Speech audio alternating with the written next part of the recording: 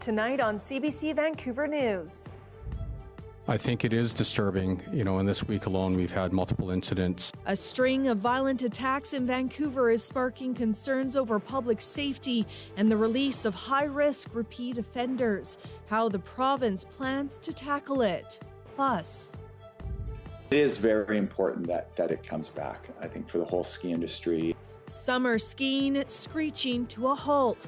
A glacier where some of Canada's top winter sports athletes train closed due to warming temperatures linked to climate change. And just hoping that if the CFA sees how much these animals mean to the community, hopefully they'll change their mind on what they want to do with the birds. Birds of a feather. Protesters from BC, Alberta, and Ontario are continuing their fight to stop the killing of hundreds of ostriches at a West Kootenay farm. Why the federal government says the cull will go ahead. This is CBC Vancouver News.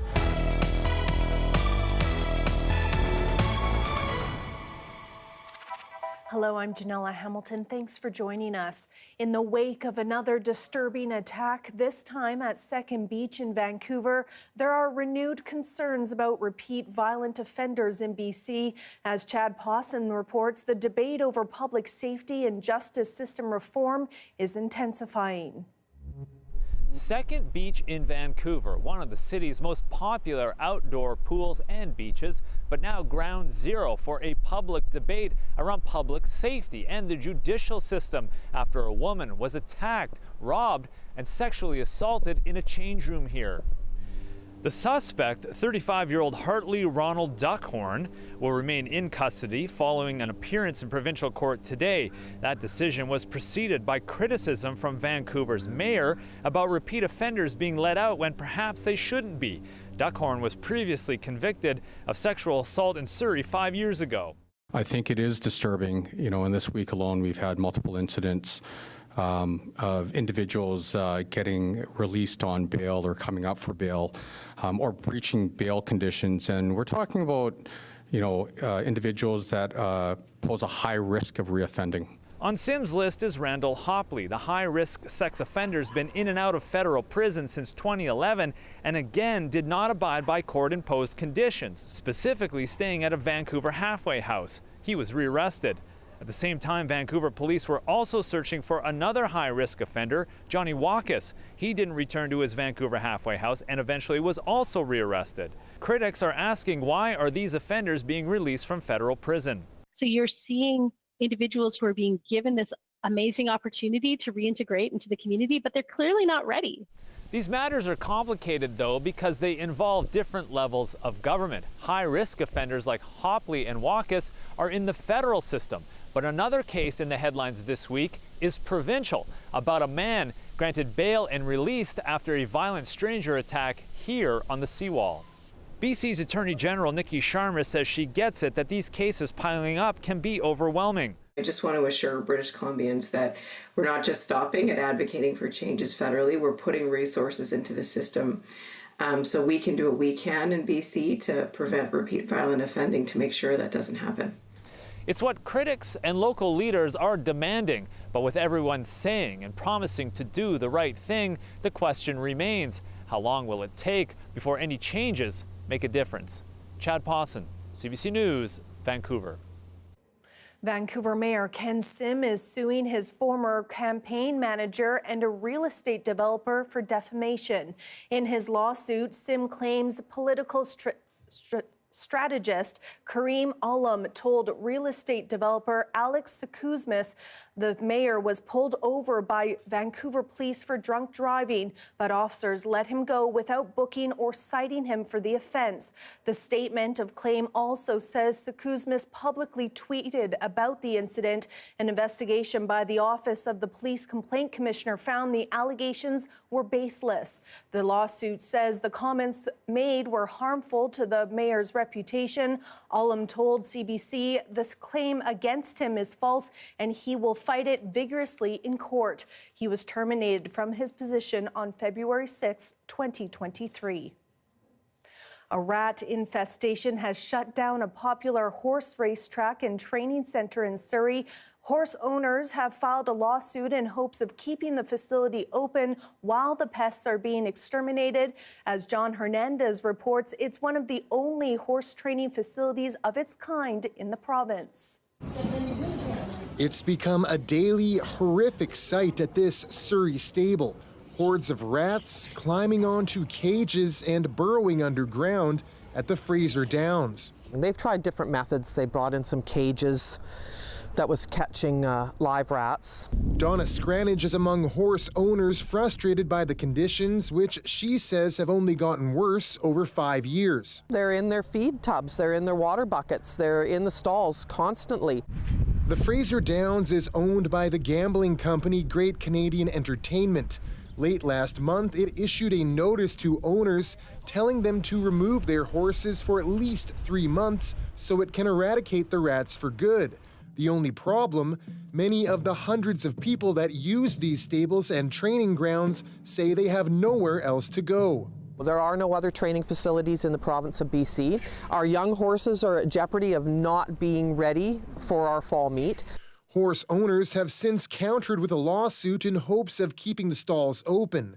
They're proposing alternative eradication plans using carbon monoxide that would allow for continued access to the racetrack so the horses will be able to train for the upcoming fall season. We can do this and have horses back in the barn within 24 hours. Theirs is like you've got to be out for 60 to 90 days, but they're not even really giving us more of a definitive time frame. In a statement, Great Canadian Entertainment said, given that there is active litigation commenced by HRBC to seek to impede our pest control efforts, we are not able to comment at this time. We intend to vigorously defend the litigation so that we can ensure the health and safety of HRBC members, our team members, and guests. The first court date for this barnyard battle is scheduled for May 28th. John Hernandez, CBC News, Surrey. The City of Vancouver has a new outdoor sign. Its appearance in the Kitsilano neighborhood inspired positive reactions, some calling it much-needed public art. That is, until the public realized who created it. Justin McElroy has more on the city's complicated relationship with Lululemon founder Chip Wilson. Have you heard about Vancouver's new sign? No, not that one. This one. That is on 4th and U at the heart of Kitsilano. And the person behind it? Lululemon founder and local billionaire Chip Wilson, or rather, his Low Tide Property Company, which owns 24 buildings on West 4th, including the one the sign is next to. And the reaction has been a funny example of separating art from the artist. Because when it was a mystery who made it, the top comment on Reddit was, "This city desperately needs more whimsy, so I approve." But as soon as it was known that it was Chip Wilson behind it, the top comment was, "It's a real shame that it's from Chip Wilson," with another top comment being, "I actually love it, but now reading that it's from Chip Wilson has totally destroyed my love for it." And the reason is obvious. Chip Wilson has, in no particular order, built the most expensive home in the province, beefed with his neighbors over a dock at a different home, put up signs equating the government to communists, being accused of renovating art spaces in the area, has been high profile in his support of the mayor, and was given a day in his honor by that very same mayor. And that's just the British Columbia specific stuff. So yes, people seem to be more divided than when he saved the amazing laughter statues 13 years ago, for example, or gave $100 million to the BC Parks Foundation a few years back, because the public remembers both the donations but also the divisions. This is the dichotomy of the uber-wealthy philanthropist, from the robber baron millionaires of the early 20th century to the deeply online billionaires of the 21st. And as for the other piece of public art being talked about in Vancouver, an hour after City Council voted to spend up to $1 million on a big sign with its name on it, they also voted to conduct a needs assessment on universal washrooms. Cities are complicated, and so are chips. Justin McElroy, CBC News, Vancouver. Skiers and snowboarders in Whistler are searching for an alternative way to practice after operators at a popular Glacier canceled summer camps this season due to safety concerns. Michelle Morton reports. For more than 30 years, athletes have hit the slopes during the summer months on Horstman Glacier. But operators say this year it's not safe for recreation, what's being called a blow to the ski community. It is very important that it comes back, I think, for the whole ski industry and for the life cycle of the athlete and building champions, because we've had so many champions come out of this program. In a statement to CBC News, Whistler Blackcomb writes it's unable to continue hosting summer camps on the glacier for the foreseeable future because summer conditions related to snowpack and glacier melt prevent safe operations. The whole ski industry is negatively impacted by this. It's not just us as a company, but it's the national ski teams that train with us. That was the one place where Canada could train itself and take care of itself for obviously a much less cost than having to fly to Europe or go to South America, which are the alternatives. Researchers say horsemen, like other glaciers in the province, are thinning due to warmer temperatures, driven by greenhouse gas emissions. In the last several years, we've seen on average about 1 to 1.2 meters of surface lowering, so averaged over the glacier. And so as that happens, you start to expose rock, the glacier's getting smaller. Biologists say those shrinking glaciers create a ripple effect on the ecosystem, such as influencing stream flow patterns and affecting the water's temperature. We see anything above 18 degrees in water can cause physiological stress to salmon. So without that slow melt of glacial water keeping water cool, salmon can become thermally stressed. John Smart, meanwhile, hopes to continue summer camp operations on a mountain in the Whistler area and says he's looking at ways to build a new permanent facility for future programs. Michelle Morton, CBC News, Vancouver.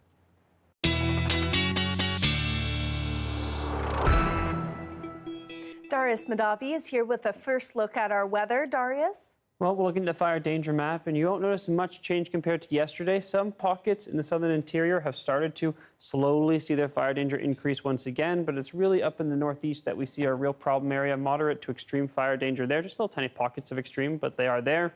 A few showers have moved across parts of the interior, especially the central interior. A couple showers popping up on parts of parts of Vancouver Island as well, moving onto the Sunshine Coast. For the most part, we're pretty dry through the weekend on most of the coast.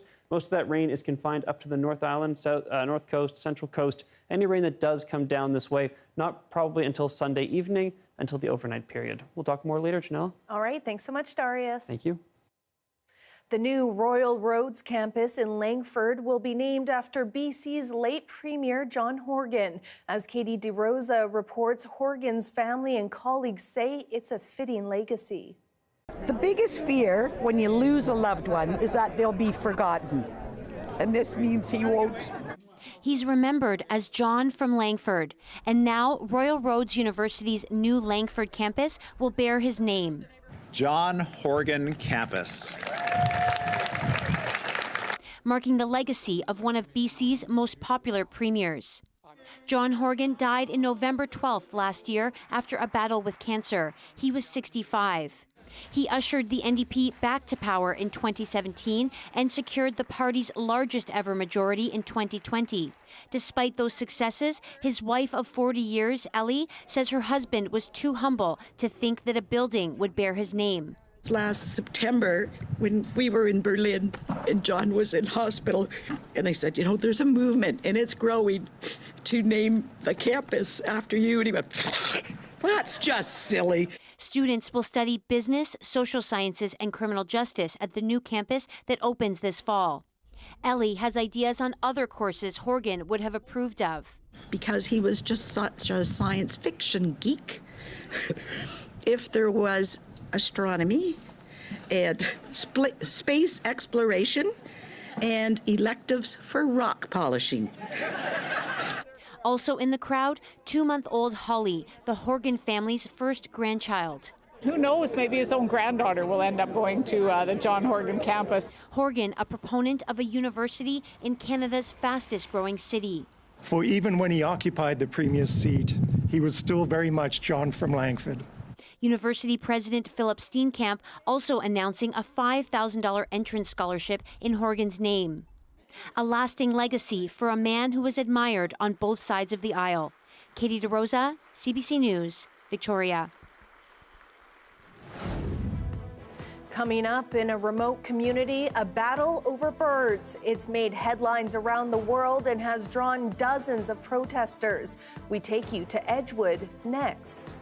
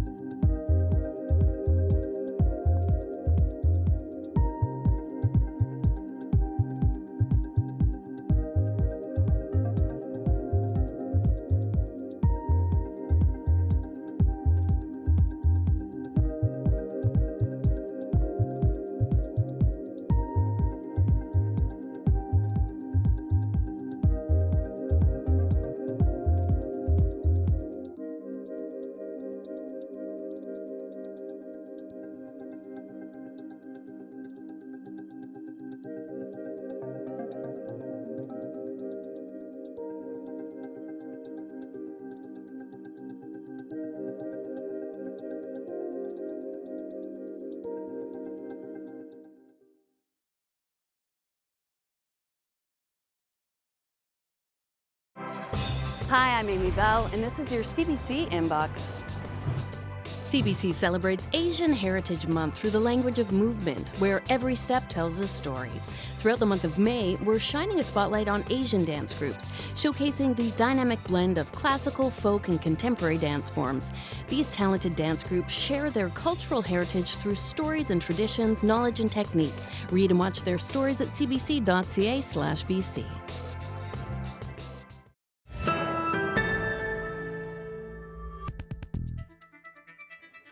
The remote community of Edgewood in BC's West Kootenay is now ground zero for a fight to save 400 ostriches. Protesters have descended on Universal Ostrich Farm to defy an avian flu cull order. Radio Canada's Camille Vernet was there this week, uncovering why people are so deeply invested in this flock's fate. Here at Universal Ostrich Farm, these roughly 400 ostriches have made headlines. They are supposed to be killed. The Canadian Food Inspection Agency made that order after 2 dead birds tested positive for the avian flu in December. But the owners are fighting back. The owners appealed the call, but last week, the Federal Court of Canada ruled it could go ahead. The Food Inspection Agency warns that the virus could remain in the flock. The farm is located in Edgewood, a remote town of 200 in the West Kootenays. Let's stop. What are we doing? Why are we not protected? The RCMP was on site on Wednesday, and emotions ran high. And you've got to decide now, where is your line? The owners, Karen Esperson and Dave Bilinski, are very attached to their ostriches. Their daughter grew up with them. He is showing you his big, beautiful self. They're funny and they're goofy, and they have personalities and funny hairdos, and they love to roll around volleyballs like little ostrich eggs, and they love music. And I'm here to protect them, and I'm here to protect my mom and the livelihoods that are at stake. People have traveled from around BC and across the country, including Alberta, Ontario. Some have just arrived to set up camp, while others have been there for months. They say they're here to protect the animals. Supporters believe these birds are healthy. We're just here to show support. And we're just hoping that if the CFA sees how much these animals mean to the community, hopefully they'll change their mind on what they want to do with the birds. BC Premier David Eby says he's frustrated the Food Inspection Agency will not revisit its decision, saying he understands the important role the agency plays, but also called for more discretion. Conservative MLA David Williams visited the farm Wednesday and says he doesn't believe healthy birds should be put down. I understand about avian flu, and I do not want to see it be a risk to poultry farms or other livestock. But on the same token, I believe that there has to be really scientific evidence saying that it's justified. This public health expert says there's still a lot to learn about the virus, but any risk, however small, of transmission needs to be taken very seriously. Could gain new abilities, such as the ability to more easily infect and spread between humans. If this virus gained the abilities to do that, we would be in another pandemic, and nobody wants that to happen. Avian flu has caused massive damage in North America.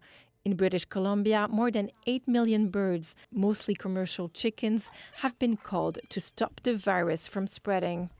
The case in Edgewood could be an opportunity. I think it really points to the need for more tools for people to protect their animals, and crucially to protect the humans that may be exposed to infected animals. The owners say they could be a way forward. We've been fighting for retesting. We just want an opportunity to retest these animals. She wants the entire herd tested independently, and she doesn't know what she will do if tests are positive for avian flu. The Food Inspection Agency intends to go ahead despite the protests and says the call will be done humanely. The date will not be made public. Camille Vernet, Radio-Canada, Edgewood, British Columbia. The view from up high on Cypress Mountain today, clouds billowing over the North Shore this morning, highs hovering above 10 at least for now. Darius has your full weekend forecast, including whether you can expect any sunshine when we return.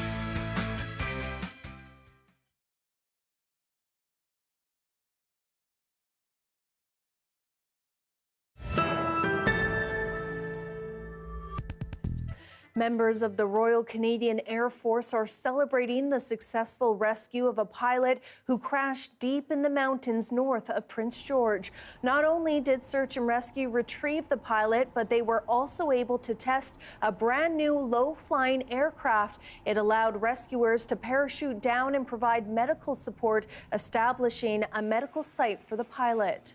We kind of got out 5 minutes before. After that, it would have been kind of game over because we need like a certain altitude to parachute out, and the clouds were coming in. So the new capabilities with the camera, all the radars and all that stuff is very useful for us. RCMP landed a helicopter to recover the crew minutes before a storm would have made an airlift impossible.